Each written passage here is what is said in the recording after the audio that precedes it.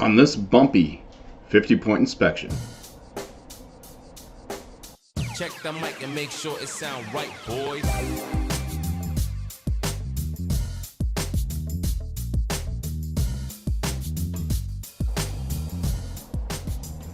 From my own home brewery, Bumpy Road Brewery, I have the Bourbon Road. Now this is an imperial maple bourbon stout. I made it. It's an imperial stout, and then did a little tincture with some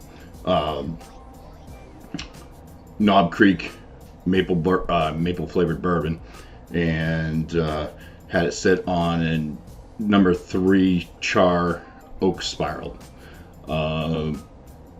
Blended it together, added a bit more of the Knob Creek because it wasn't really coming through when I kegged it, so added a bit more into the keg, just to kind of boost up some of the aromas and flavors of the maple bourbon anyways. But let's go ahead and get into the inspection with this. As you can see, it has a fairly dark khaki colored head, very tight bubbles coming off the tap, and it is a very dark beer. It's got some deep red like caramel type hues at the bottom of the glass there. So all right, it's time for the full inspection, so cheers.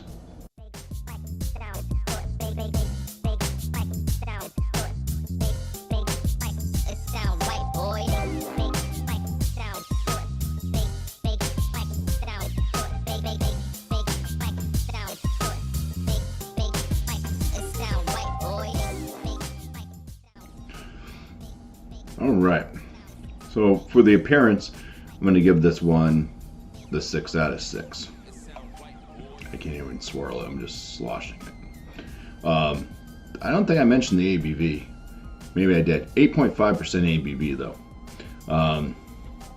Alcohol is not really detectable in the flavors. But anyways, in the aromas, I do get some maple in the aroma. There's a bit of a berry note, a little bit of a dark fruit, hint of oak in there, some roasted malts coming through, and some chocolate kind of on the tail end. So for the aromas, it's fairly decent. I'm going to give it an 8 out of 10. Out of the flavors in this, first thing I noticed, it was kind of grainy. And then some of the roasted barley type flavors start to come through, those roasted malts. Get a dark fruit note in there. It does have this bit of acridness to it though, kind of getting into that almost burnt popcorn type thing going on. There's a touch of dark chocolate as well, which is more pleasant than burnt popcorn. This one is moderately bitter. It does have this kind of earthy, bittering tone to the finish. It is a lingering bitterness, but it's not harsh at all, which is nice. Medium body on this one. I was shooting for a full body. It really should have been a full body. It did finish with quite a high gravity. Like the final gravity was like a 1028 or something. So plenty of residual sugars were left over. But yeah, medium body. It's got like a slight kind of soft, like there's a little bit of like this marshmallow effect almost, but it's pretty wet for the most part. Just not soft enough, too wet, and I think that also contributes because of the carbonation on this.